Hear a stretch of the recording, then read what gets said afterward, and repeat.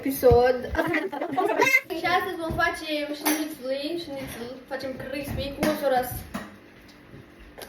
Ok, prima oară vom începe prin a tăia puiul. Eu chiar să știu. Eu acum voi sparge ouăle pe asta. Bravo de ea. Bravo de ea. Oh my god. Eu? Dăm pe mână, nu? Acum le agităm să le facem frămânțele. Le batem, gen. O leacă de praf de la. Uite cam dai.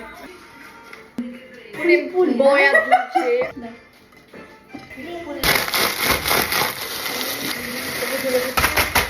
Să mai fără Fulgi. Nu fulg. Fulg.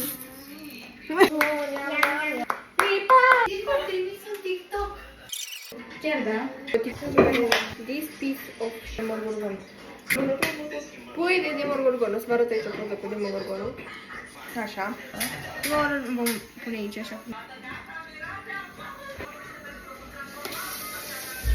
Facem. Ce bine ești. Da, bravo de ea. Eu am...